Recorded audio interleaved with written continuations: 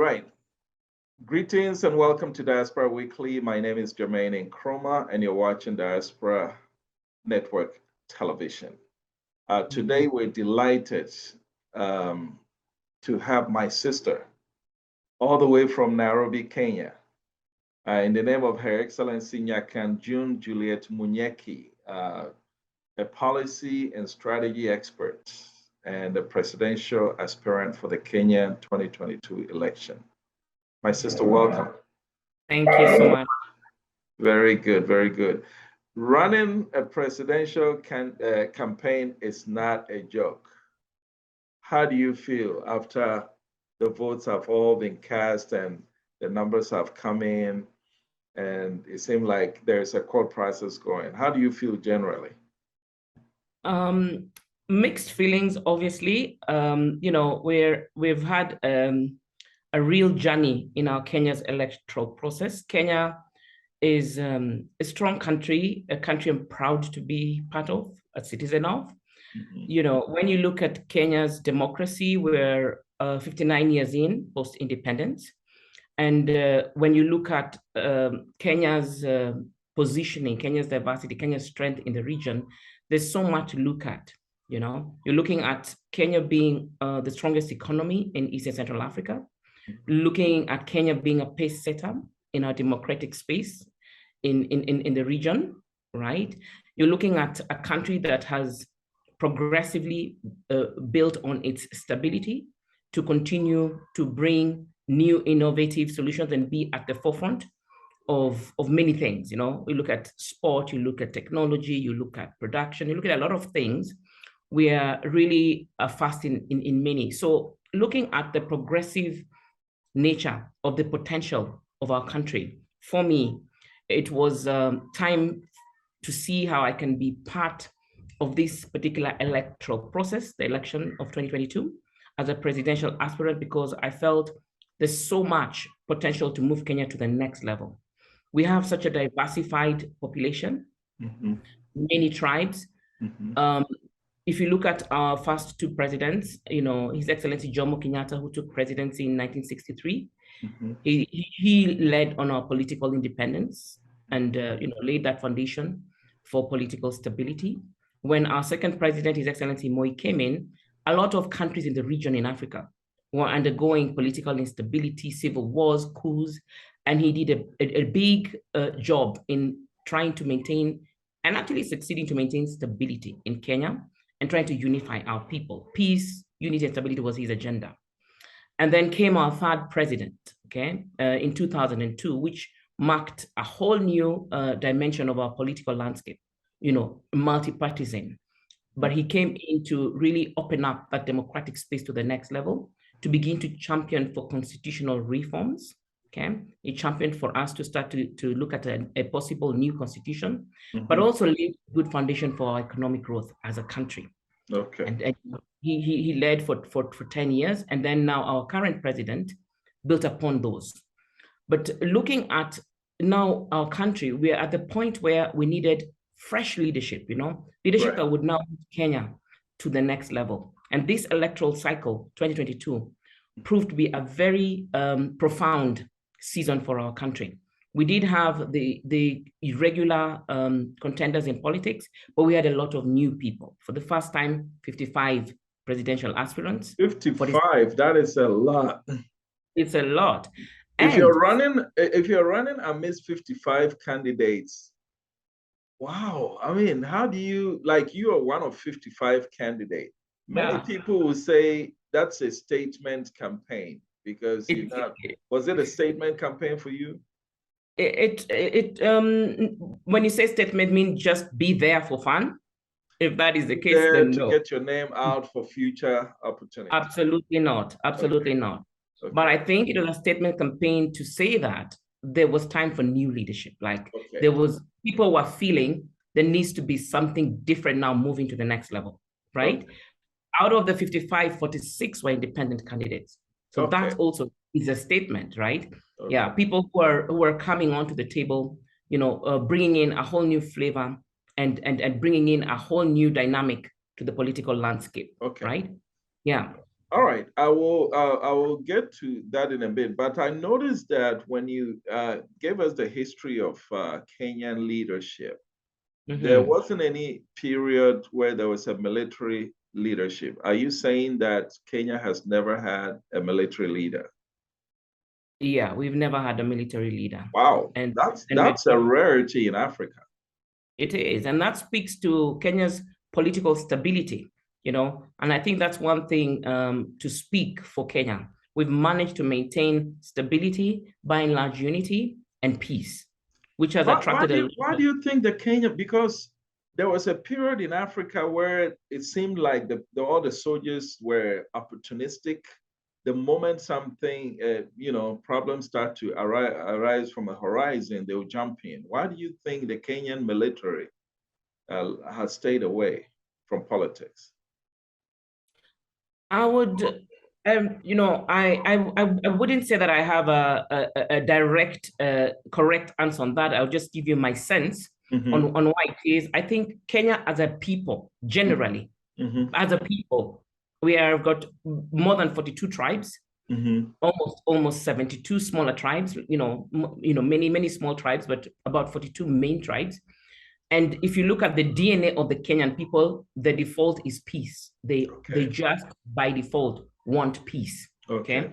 So if you're looking at our military also coming out of these tribes, the DNA could likely be the same. Yeah. Okay. We're generally a peaceful kind of people. We like peace, and we go on that default. A lot of times, some things can pass by which are not right for the sake of peace. You know, and that could work for us sometimes. Yeah. Okay. So in the final tally, how did you stack up? I know you weren't the 55th. I know that for sure, but I know you were number one. So you were somewhere in between. Where were you? How did you? Yeah. Like I said, there's still a lot of room for growth in our electoral process. Our presidential nomination process was challenged severally in court. Because of how it went on. Obviously, 55 was not expected at all, I guess, even in the budget or how the planning was done for our elections. And I think it overwhelmed, the state, the commission. And so for whatever reasons, some of the processes were not favoring a large number of people going onto the ballot. Okay. And a number were filtered out in several parts of the process. The last stage of the process was the nomination process, where 17 of us made it. There were 2 females and 15 males. And that was 17. And out of that 17, 4 made it to the ballot. Okay. Some of those processes were challenged in courts because there were irregularities. Some processes were unconstitutional. Courts ruled against some of those processes that we had to undergo. And there was a call for the commission to review the nomination and redo, but that was not the case. So we ended up with 4 on the ballot. And obviously, progressively, we've ended up with an election outcome that is the most heavily disputed in all the history of Kenya. Yeah. Okay. I know Kenya is a former colony of the United Kingdom, so you're part of the Commonwealth. But I also read somewhere where because of your son, Mr. Barack Obama, becoming president in United States and then coming back to Kenya to work with political leaders, I heard that your constitution had been amended a little bit. Would you like to touch on that? Are you still in the parliamentary system, or is your constitution geared a little bit to the American system? I'd say that Kenya's constitution is quite unique. I don't think it sits directly as an American or British setup. It's unique in many ways. It borrows from what Kenyan leaders and Kenyan citizens felt would work for them. So it's mixed. I mean, we have a Senate, we have a National Assembly, we have a county assembly, we have a devolution system. Okay, so we have 47 counties, we have a national government. It's sort of borrowed from different. Did you have counties? Did you have counties since independent? No, we did not. So in 2010, we put together a new constitution. Kenyans voted and through a referendum for a new constitution. So we adopted a new constitution in 2010, right? Okay. And this constitution now has embodied new ideals that is progressive to take the nation to the next level. Part of which is the vision for the set of 47 counties, a National Assembly, Senate, county assemblies, you know, legislative members of parliament at different layers and levels, women representatives, you know, in politics, a lot of different things. Yeah. So how many legislative bodies do you currently have? Would say about, we have the Senate, we have the National Parliament, we have the county assemblies, right? Okay. So nationally, there is you have a bicameral system, the Parliament and the Senate. Yes. And the Senate came in after the 2010 Constitution, right? Yes, it did. It sounds like Mr. Obama's handprint all over it, isn't it? I would not say so, because the agitation for a new constitution began way before President Obama started to engage with Kenya. You get it? Way in 1992, because the Kenyan political space was demanding for multi-partisan, you know, devolution and things like those way before. Okay, so by the time it was coming in place in 2010, I can't fully attribute it wholly to President Obama. All right. So now you say the election is in dispute. How is it going so far? Yeah, so far, we've got a president-elect that was announced, you know, in favor of the Deputy President, William Samoei Ruto. And then we have a challenge in court, in the Supreme Court, by Honorable Raila Odinga, who's one of the presidential candidates. So now, obviously, we've seen a lot of things on the scene, right? A lot of irregularities have been cited, in the process, which continues to build on some of the things I was mentioning earlier. And we've seen, you know, a split commission for the first time in the history of Kenya. We've got 7 commissioners who are part of the Independent Electoral Commission, and 4 of them, on the day of the announcement, completely, you know, stepped apart and removed themselves from being accountable to the results that were going to be announced. Oh, really? Yes. Why did they? Because due to the irregularities? Yes, they cited irregularities and opaqueness at the end of the process. You know, to get to the results. I know, Mr. I'm sorry, I blanked out a little bit. The current the president. Forgive me. Uhuru Kenyatta. Kenyatta, yes. It is his party. It is his deputy that now has been re-elected. Is that correct? Who's been announced so far? Who's been announced? Okay, very good. So I know, if I may take a page in Ghana, in our 4th Republic, I know we've had instances of one part. Ghana has 2 main political parties. One has ruled for 8 years, another came in 8 years, and then they were kicked out. So the 2 parties have alternated after the president has been term limited. The current party is on its 2nd term, facing re-election in 2024. The reason I bring that in is that I tend to believe that Africa, there is a lot of commonalities between the people. And so when I see Mr. Uhuru Kenyatta having been term limited, and then his party's nominee has been announced in the election, it really tells me that something fishy might have gone on. Whereas in the case of Ghana, I mean, the parties get kicked out and a new party comes in. Do you think that it is questionable to you personally that Mr. Uhuru Kenyatta's party's nominee ended up winning, being announced after he himself has been term limited?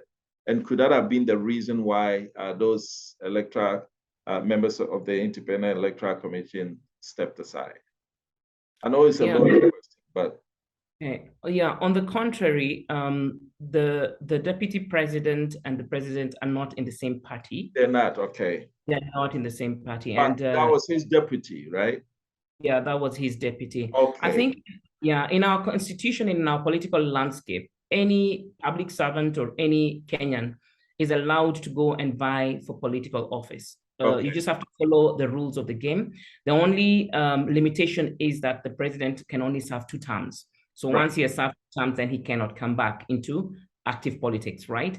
And so our Excellency, the president, is finishing his 2nd term, and so would be stepping off the stage. But you know, in terms of any other Kenyan, even if they're in public office, there's rules and regulations that have been laid down by our constitution. You just need to exit your public office 6 months prior to the election. Okay. And then into that. However, our deputy president, being a deputy president, I think in our new constitution, there's many things we're still learning, because it's a twin ticket. The president and the deputy are still in office, right? And then the deputy is also in elections, right? So I think we're learning to see just how we will manage those constitutionally. But what I want clarity on is that the vice president is from a different political party than the president? Yes. Interesting. How did that come about? I think at the point when they were getting ready to go onto the ballots, you know, there was a window open for people to either resign from certain political parties and get into, or create their own political parties, which obviously happened, right? Okay. Prior to the election process taking off. Yeah. Okay. But I'm trying to find out how a president is from one political party, but his vice is also from a different political party, as you stated. You know, that's a good point. That's why I'm saying there's just coming into our new constitution, right? There's many fasts that we experience constitutionally that we will need to, you know, find ways to overcome or mitigate, right? Because that's a scenario never seen before, that, you know, you're still an incumbent in office on the ticket that took you there, but you're different. And as a candidate in a current election, I mean, that's a constitutional anomaly that needs to be figured out legally, right? Okay. All right. But it's a first, yeah. So going into the election, did the president have a favorite to succeed him? Did you, was that visible? Yes, it was. His Honorable Raila Odinga was part of a coalition that the president is part of, you know. Oh, okay. So the outgoing president, Mr. Uhuru Kenyatta, his favorite to succeed him was Mr. Odinga. Yeah, you could say that a lot of people concluded that would be the case based on his statements and his alignment and positioning, right? Yeah. Although he distanced himself by saying that he's open and not actually supporting any particular candidate, but some of his actions and some of his statements and some of his alignments, you know, would imply that he probably has the right. Yeah. So I think by your responses, it appears, because, you know, look, most of the time in Africa, when election irregularities occur, it's mostly because the existing government is using the state apparatus to cheat. But based on your responses, it doesn't appear to be the case in Kenya, and that the irregularities came from a different direction. Yes, yeah. These we are going to definitely wait to see when the evidence is placed before the Supreme Court. Like I said, the irregularities came from different avenues for sure. The commission itself demonstrated, as a presidential aspirant, I experienced, you know, by and large, you know, free and fair to a degree, but a lot of irregularities at some point, which were challenged in court and court ruled over. So yes, you know, it will be good to see the overall ruling, the Supreme Court over the And entire. we're talking about irregularities, but not necessarily violence. Right? Yes, yes. There weren't any issues of violence during the election? No, it was a very peaceful election. Wow. I mean, one like never before.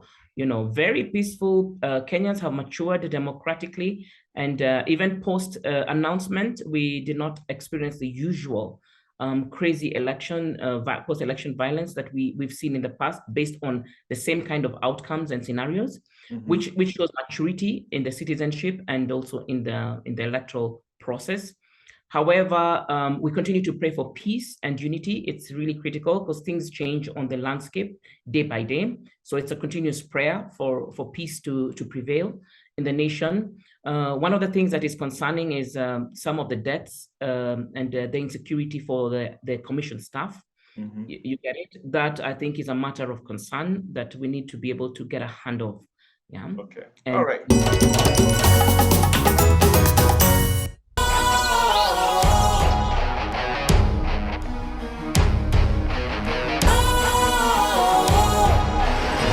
What's cool, fresh and trendy with a new look? Makes you feel real good, that refreshing vibe. Satisfies you right just the way you like. Do you know? Do you know? Do you know? Ain't gotta do it alone. Specialized makes you flow. Anytime, anywhere. Specialized, feel different. Always think specialized. Special ice, natural mineral water. Feel different. Think special. This advertisement has been vetted and approved by the FDA. Now I've taken you to. We've spent time on the election itself. Now let's spend time on you, your candidacy. Anyone who declares candidacy for president has a vision that he or she wants to see the country. What is yours? Yeah, for me, I built on my past experience and the vision that I have, not just for Kenya, but for Africa. Kenya being instrumental. I'm a Kenyan, and I'm a champion for socio-economic transformation, and I have a vision for generational transformation. As you could see in the beginning of my interview, I was literally giving you a brief of the progressive growth of our political landscape in Kenya. Because for me, I looked at where we have been, where we are, and where I think we should be going. Okay? The kind of leadership that we need to have in this day, right? Building off our first president, Jomo, political independence, and bringing that political stability, a foundation for that. Next president, His Excellency, the late Moi, you're looking at peace, unity, and stability as a nation, which was very critical to be able to lay a good foundation for growth in the nation, for the diversity, for foreign investments. A lot of countries, like I mentioned in Africa, were going through political instability, coups, civil wars. And when you look at foreign direct investments, you're looking at a lot of multinationals coming to set up base in Africa. Kenya then became attractive, which was important for Kenya's economic growth and economic political stability, right? And then we moved into a dispensation when there was agitation for multipartyism and opening up the democratic space, right? Elections that were going to be free and fair, not being marred with killings and rigging and things like that. And so there was this new agitation for a new constitution and multipartyism and an open space for democracy. And that came across in 2002 with our third president, His Excellency Kibaki, and where he opened up that democratic space. The media had space, citizens had space, expression was there, and then there was multipartyism. And now he started to lay a foundation for a new constitution. So we could really open up our progressive nature to grow and build on our democracy, inclusive transformation and development for the nation, and economic growth. He laid a very good foundation for economic growth.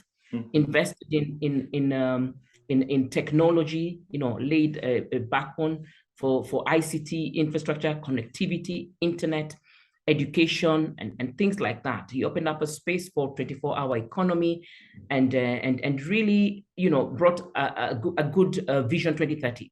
He created a roadmap. Okay. And then 10 years in came His Excellency Uhuru, who built upon that, really invested heavily on service delivery and on infrastructure.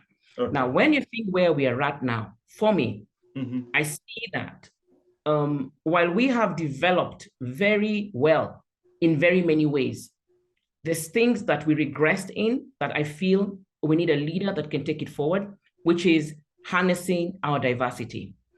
Okay. In order to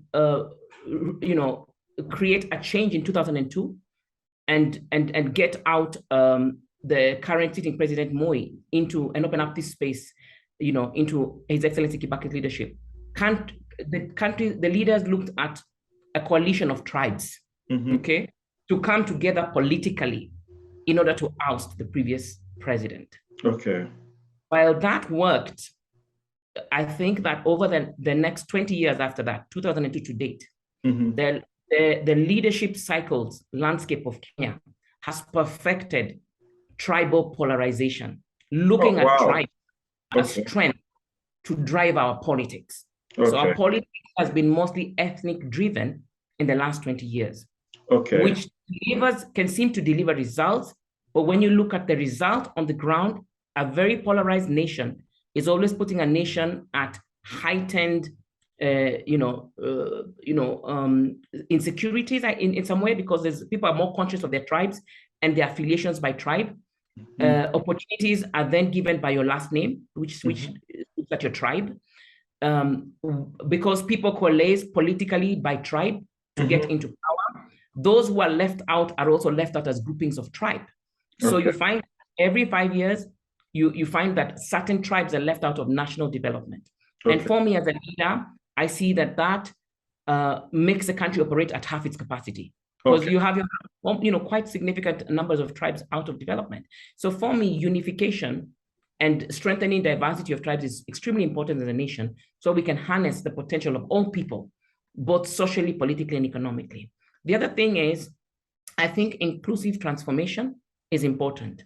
Right now, when you look at our economy, we've grown economically, strength by strength, but you find there's such big disparity between the wealthy and the poor. You have over 80% of people still poor, almost 60 years since our independence, right? And we need to be able to drive our economy from a highly consumer economy to a highly productive economy. And then create wealth for everybody so that there's prosperity for all. Then the third thing that's big for me is inclusive participation. Right. Let me touch on that. If you look around the world, right, there are two main systems of governance that are appearing to dominate. It's either authoritarianism or democracy. Democracy by its nature gives people the voice of identity. And so we're finding that globally in democratic settings, it is very difficult to avoid polarization. I'm yet to see one country that's, democratic, that have different ethnic groups that is completely unified. So isn't unity utopian? No, I don't think so. When you look at it's relative, because again, how it looks like to everybody could be different. Right. However, I feel like it's by and large highly achievable to a healthy degree, right? When you look at our 24 years, and we've maintained peace and unity in Kenya by and large, but there's nuances that are underlying that are very strong and whose impact can be gravely dangerous if not addressed in time. 24 years when His Excellency Moi was in power, people really did not, we knew we were different tribes, we knew we were different ethnic, but we were not as conscious about our tribes and our second names as we are now. Okay. You understand? And when that starts to play out in every opportunity you see, then you know that you're eroding your potential for the very stability and peace you're enjoying and for the development that you want to achieve, right? Okay. When you look at tenders, you want to get a tender, the person who's issuing the tender looks at your last name. Okay. You know, that has become, you're looking at political affiliations, you're looking at business opportunities. People are very conscious of what name you carry. And I think that there's a way we can still not make everybody the same. That's why I said strengthen our diversity. Let people enjoy being who they are and allow people to engage in national development, in one way or another, right? All right. Mm-hmm.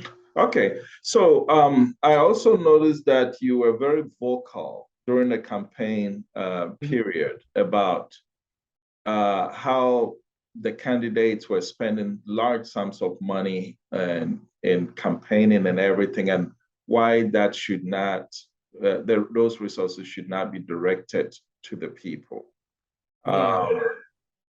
Some will say that actually spending money on campaign is actually directing the money to the people. For example, if I'm a presidential candidate, and I go and I hold a political rally, spend a lot of money, the fact remains that I'm renting chairs from a business person who would get paid.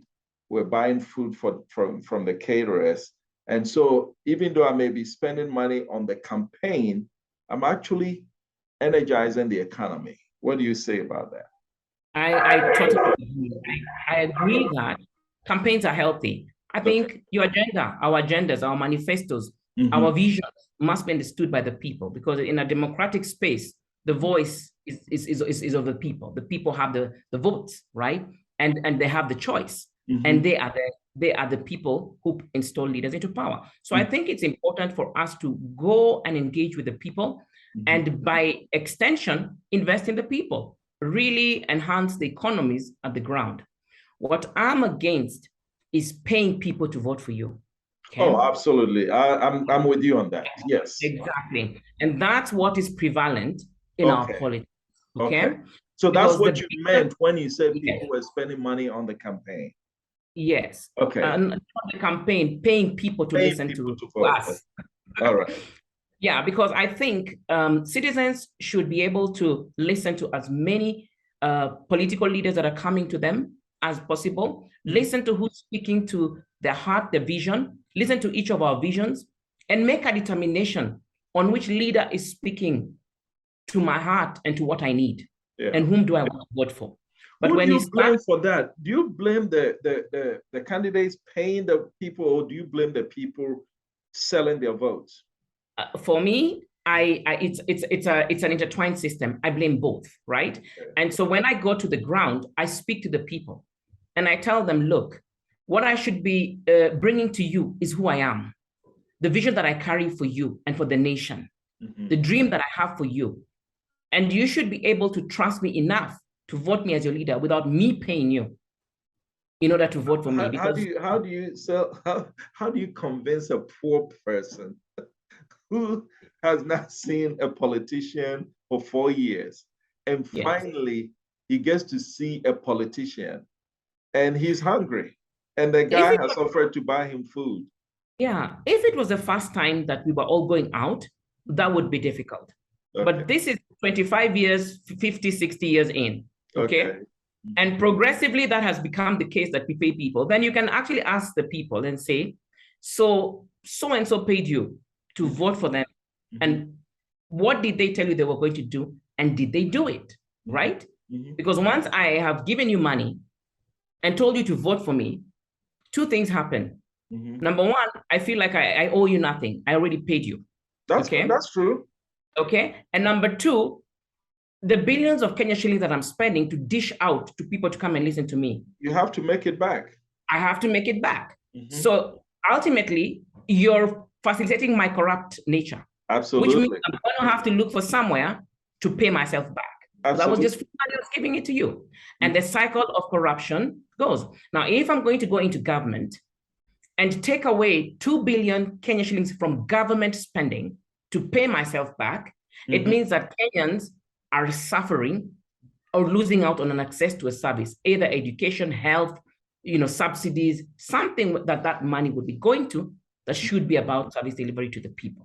Do you think you can solve that problem? You think you can solve that problem with education or by legislation?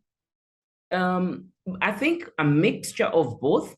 But for me, one of the things that I'm championing in my vision for Kenya as a presidential aspirant, and one of the things that I have in my manifesto is to actually re-engineer and realign our moral fabric as a people through education, through our education system, okay? Because when people understand that I, the citizen, I am a reflection of my leader. If I say my leader is corrupt, it means that I'm probably also corrupt. It's a cycle, right? Because it starts with me saying, no, I want to see your agenda. You won't buy my vote, okay? And looking at leaders who go in and are selfless stewards, who have the heart of the people in mind and deliver services to the people. And after that, then we will start to change how things are done. It will begin from somewhere, but over time, people will say that is the case. And I think when you look at the level of issues we are facing right now in Kenya, in our disputed elections, I think it calls for every Kenyan to really reflect and say, is that who we are really? Because it is not the commission corrupting itself or doing this thing, it's doing it with Kenyans, right? Yeah. It's with people, right? All right, so now let me take you beyond Kenya and to Africa, because that's one of the things you talked about.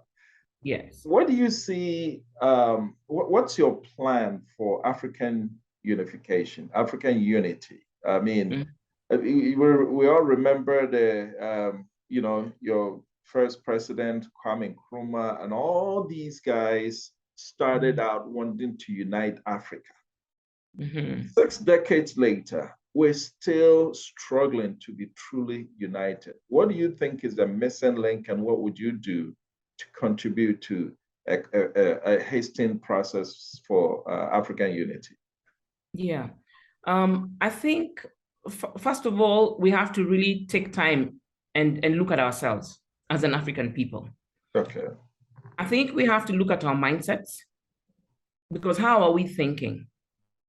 How we think, so are we, right? The things that we observe, the fragmented way that we're working, the scarcity mindset, which triggers unhealthy competition and people holding leadership positions or resources or things, people not wanting to work with each other because they are threatened by the other. We first have to look at our mindsets and that scarcity mentality, and come to a point where we understand who we are as a people. We are one, you understand? The borders that we are having should not even exist. I mean, original Africa didn't have borders. Please repeat that. Please repeat that for me. Please repeat that for me. The borders, you said what? The borders that we have today don't even need to exist, because we're just one people. We moved around easy. We didn't even have a common language. We had all the millions of tribes, but we had one understanding. Our moral value was one. We had trust and we had integrity. If I put my salt there, I knew you would not take more gold than was worth your salt. You get it? And we would trade and we would barter, okay? The fabric and the essence of who we were as a people was extremely strong, but our mindsets have been so corrupted and polluted.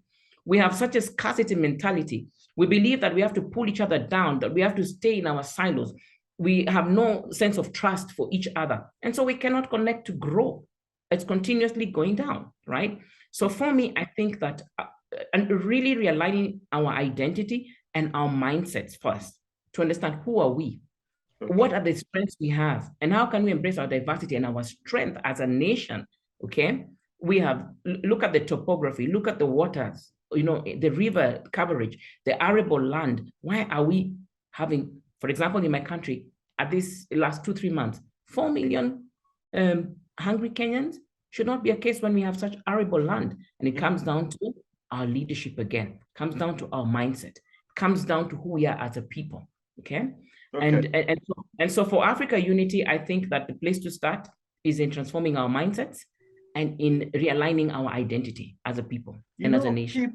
Everybody that I speak to about unity, they point to the mind. Why do you think our minds are so messed up? And there's no prettier way to put it other than the fact that our minds are messed up. Look, the first time you and I met was through a mutual friend at Kempinski Hotel in Accra. Yeah. But for the introduction, when she said, "Oh, this is my friend from Kenya," I would have seen you as just a sister. Who cares what passport you hold, right? But exactly. This communal thing, this brotherliness, we can't seem to penetrate to the minds of the ordinary African. What do we have to do? So there's a couple of things that I think we have to do. And I think we need to have both a short-term and a long-term view to it, because people didn't just start to think like that overnight. There's a conditioning that has happened over time, right? When I look at pre-colonial Africa, right, there was a lot of strength, confidence, power. There was a lot of solutions, strong social fabrics, great support, systems that literally worked, okay? We grew food and we stored food 4 seasons out because we anticipated scenarios that if there was drought, if rain was late, we have food. We had systems and structures that handled morality. People were taught to do right by each other, that you're your brother's keeper. I mean, you know, our oldies, even when I was growing up, you know, even probably when you were growing up, we didn't belong just to our parents. We belonged to the community. If you did wrong, anything wrong, somebody else's mother was whipping you around and bringing you to your parents saying this one, and your parents would say, "Thank you for whipping them up for me." And then you got a second whipping at home. At home, you get it. So the structures that existed ensured that there were the morality level, the moral consciousness, integrity, those kind of things were ingrained as a society. It was not so-and-so's son. It was not so-and-so's. There was that confidence of, it's our community. These are our children. Yes. These are our future. So no one gloried in another's child being bad. No one gloried in another's child being sick, because it was one of our children. Exactly. That is where the phrase, it takes a village to raise a child, comes from. Exactly. Now, when you look at development, and which has its pros and it has its cons, right, in the way that we saw it, and then you look at the introduction of colonization on the continent, you definitely see certain things introduced and certain things eroded, right? Immediately, people had to leave the villages to come to cities for work. So the social fabric began to break, right? Community began to break. People begin to become nucleus, living in ecosystems. People stopped having responsibilities for people, but rather their nucleus, right? And we began to fragment. And then our education system was conditioned in a way to develop workers rather than problem solvers, rather than entrepreneurs, rather than producers. So you have people who are waiting to be told what to do as a population, right? So, and this is over time. So you can't wake up and start telling people, start thinking about other people, start thinking about being a producer when they've already been conditioned for over 2 decades. But are we spending enough resources to unlearn those things? It seems like every government comes in, oh, I want to build roads, I want to do this. But we first have to unlearn those things before we can even get to that point, don't you think? Exactly. And that's why when I told you one of the things that's driving my presidency is to come to a position where I can say that let's look at our education system. Let's look at our moral value as a population. let's look at our core values as citizens, and let's look at how we're going to realign a lot of the things that are important that make a person, okay? Because then if you realign those at critical mass, then you have a population that thinks a certain way at critical mass. Okay. Then you can say, now we become producers, but it's going to be short-term and long-term. And if we do it, and if we do this simultaneously in the continent, so we're having leaders who are thinking forward-thinking, they're visionary, they're thinking abundance rather than scarcity. They're not looking at being the only leader who has the solutions, but thinking about, I can contribute for this time and pass it on to other people because we are one. You understand? Okay. I can work with my brother in West Africa and my brother or sister in South Africa, and we can become, you know, a strong force that creates great things in our continent, you know? All right. The thinking, yeah.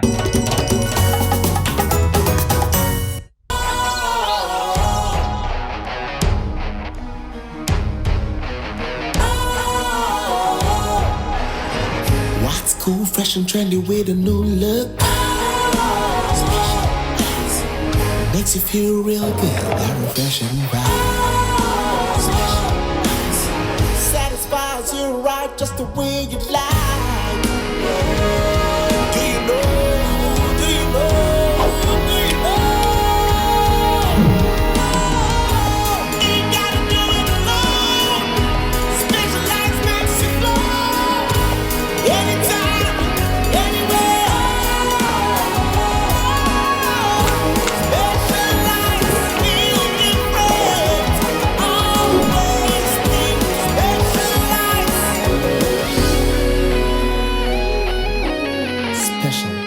Natural mineral water. Feel different. Think special. This advertisement has been vetted and approved by the FDA.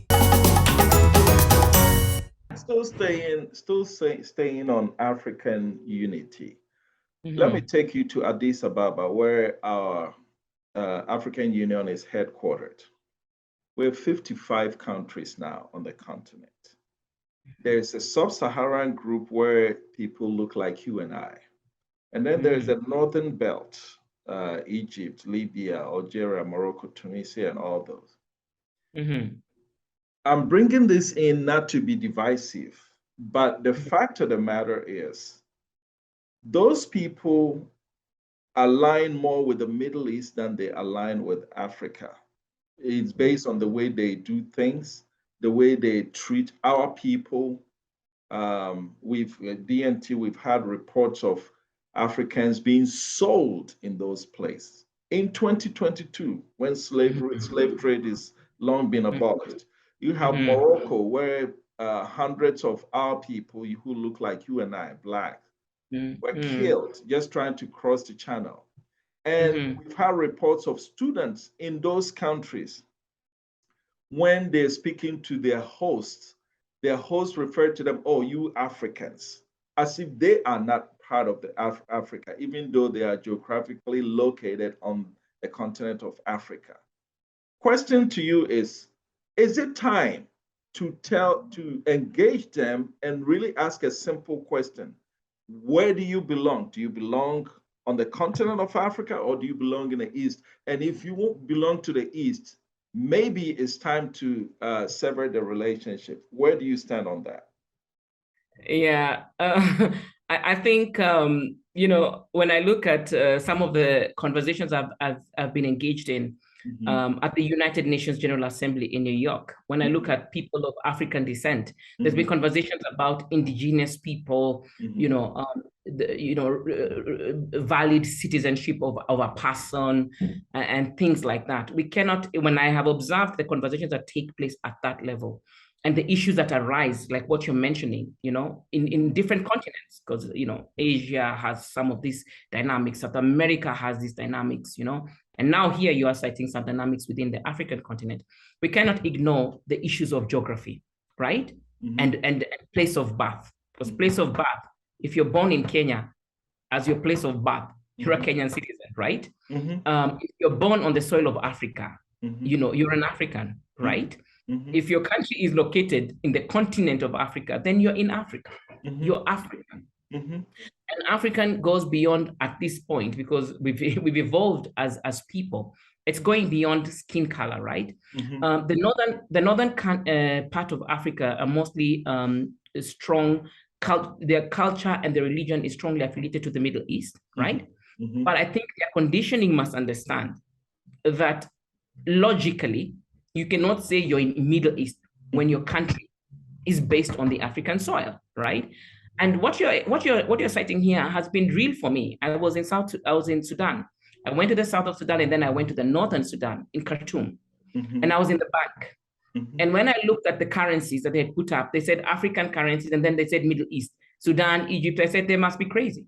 This is Africa. How can I be on the top of Africa? You're telling me I'm in Middle East. I'm in Africa. That's right. So I think it's time that the African Union was true and sensitized on the true issues that we face as a continent, and we don't hide away from it. Yeah. And through negotiation, lobbying, conversations, sometimes just the enlightenment of this kind of conversations, like how do you say you're Ghanaian when you were born on Kenyan soil? Right. You understand? It only means you're Kenyan, even though you would love to be Ghanaian, even though your father's a Ghanaian, even though your mom grew up in Ghana, even though you eat Ghana food, you're Kenyan. You understand? This kind of conversations, because they're bringing a lot, they have the potential to bring a lot of disparity and issues, economic issues, political, social issues within the continent as well. Do you think the African Union is doing enough to address that? I think that the African Union, as any other big organ that's in any continent, has a lot of urgent things that it's grappling with, right? We need to be looking at our political climate. We need to look, I think the last couple of years, the African Union has been consumed with the matters of the economy of the Western African countries, the French influence in that, and things like that. Also trying to lay the foundation for Agenda 2063. But this issue, to me, is a matter of urgency, because when you're looking at Africa Union, the Union of African Nations, you cannot ignore a whole northern portion of countries within the continent that need to be fully engaged in the matters that are concerning the continent. Okay. Yeah. Now let me the last segment is going to our relations with people of African descent globally.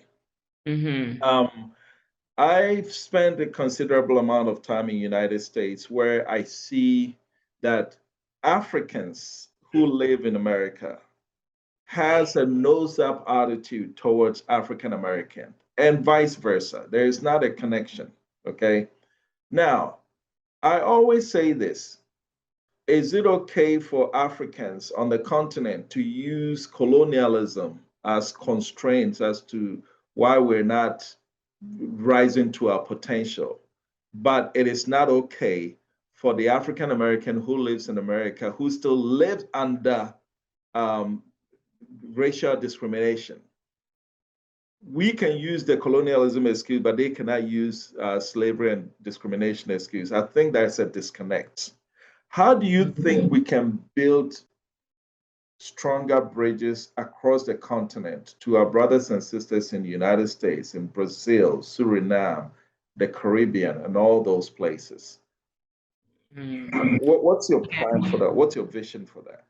Yeah, first of all, I think that either groups is entitled to free expression of the things that happened in their past. I think we should not be blocking people from engaging with things that they feel either hurt them, had whatever influence in their past. I think people should be allowed to express, because expression is the beginning of healing.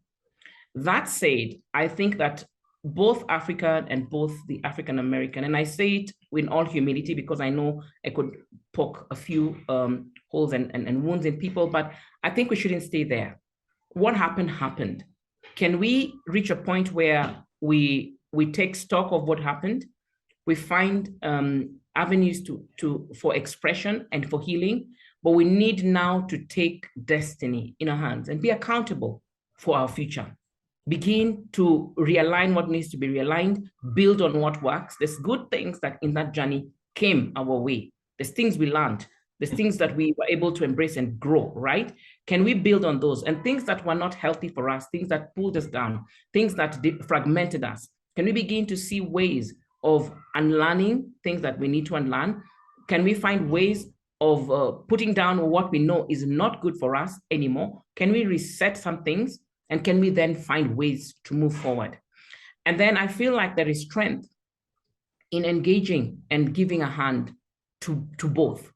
I mean, we cannot deny the fact that people of African descent in the South Americas, in America, in many different parts of the world, all originated from Africa, okay? Their forefathers and, left as slaves, painful processes. But here we are today. Can we just be that bridge that sends a hand out and receives these people as one of us and work together, build on the gains? There's lots that they have gained out there.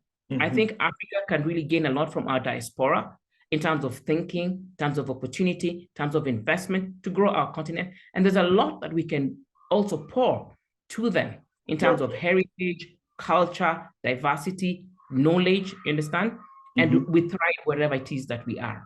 Yeah. Okay. So, yeah. It's been proposed that right now, people from the Western Hemisphere, they do their DNA and it shows that, oh, your ancestry comes from this country in Africa. The ancestry comes, and there is conversation in a lot of African countries that when you do that ancestral DNA tests and it places you in, say, Kenya, mm-hmm. you should have a pathway to Kenyan citizenship if you want it. Mm-hmm. Do you believe in that program? I think that, looking at the current realities, mm-hmm. there's nobility in it, right? There's a logical truth in that request and need. The practicability of that may be a Pandora's box. Okay, why do you say that? It may be. And why do I say this? I'll give you an example of some of the we call it injustice, land and tribal injustices that are happening in Kenya. So you have communities that settled hundreds and hundreds of years ago in a particular place. They migrated, new people came, either they fought, warred, or land was taken, and then new people settled. And then people have evidence that that original land was of my great-great-great-grandfather, so it belongs to us today. Now, lots of things have happened over time, yeah? There is truth in that history, but there is reality of truth.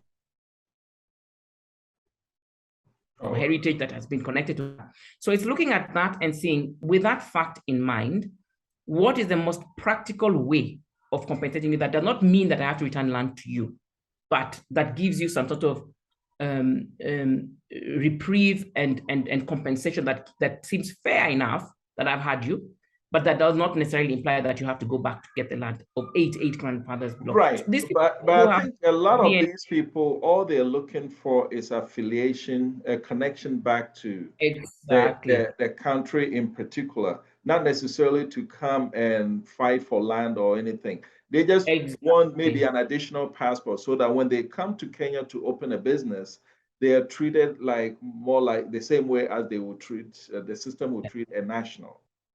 Yes, and the reason I'm saying it's a Pandora's box is, what test did you use? How can I prove that? Those ones are established tests, the ancestral DNA. It's not known to be manipulative or anything like that. I think it tends to be pretty accurate.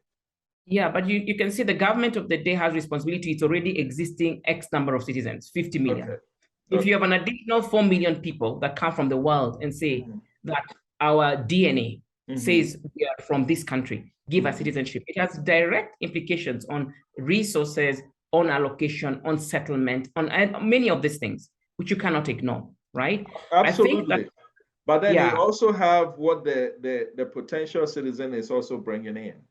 I get it. So what I say, and I think needs to be done, is to listen to this because it has legitimacy, right? Okay. And I think that the people on the continent would need to at least give a hand out not a handout, but open hands and welcome our fellow brothers and sisters, right? How it's done is to say all these people who have our ancestry, our DNA, they say they're Kenyans, yeah? What is it that we can do for them that allows them to feel, be part of being a Kenyan citizen, right? What benefits can we open up to them as diaspora or people of African descent that allows them to engage, as a Kenyan? At least. They may not necessarily outright. Yes, open up that conversation. They may not have outright citizenship because it has a lot of implications. And once you have that legislation in, you've opened a door that you don't know where it ends, right? It has to be well thought out, but at least hear them out and provide an avenue for their engagement and their feeling. People just want to feel a sense of belonging. Yeah. That's why they're also doing this DNA testing, right? They want to find a way that they can belong and connect. If we can be able to think through that, our ministries of culture and social services and things like that, I think should pay attention to that in every country in Africa. And start seeing what do we do with our diaspora to be able to connect and give them a sense of that belonging and engagement. Okay. Well, my final question, you've been very generous with your time, so would like to end it here, but my final question to you is, in Africa, there are experts who believe that two things will catapult our path towards development, and that is one official language throughout the continent or one official currency. Do you think you and I will see that any of those in our lifetime? One language, let's say this. I don't think that we can ignore all other. I mean, in Kenya, we have 72. I'm talking about Nigeria official language. Yes. Yeah, I mean, I think that East Africa is just my lifetime. Already speaks one language. When I was growing up, it was only Kenya that spoke Kiswahili, Tanzania. Then Kenya adopted Kiswahili. And then now almost 8 countries have Swahili. It's possible. It's possible to have a common business language. It's definitely going to be quite a big step to implement it in terms of our in the order of business, our way of doing business, our policies, our education systems, and all that, and to align that. That's going to be a long shot. But I think anything that we have goodwill for, that we have political commitment, our leadership commits, and the people commit to, I think is possible, right? One currency, I would say, is a very easy thing and a very difficult thing. Okay. You think the one currency is easier than one official language? No, I say having one currency is a very easy thing and a very difficult thing at the same time. Oh, okay. If we had a commitment to switch into that and had political will and we eliminated a lot of external political and economic, global and regional interests, that would be easy. But because we are in the face of all these, it becomes an easy thing, becomes a nightmare. You get it? Yes. But in principle, I think one currency would really catapult our economic levels we've never seen before, for sure. Well, and Your Excellency, Madam Nyakanjune, you've been wonderful. I think this interview has been very illuminating, and I want to thank you for speaking to DNT, and we will definitely maintain the communication line. Sure. Thank you so much for having me. And we look forward to greatness in our continent. Absolutely. And good luck with your political aspirations as well. Thank you so much. All right. Thank you. All right.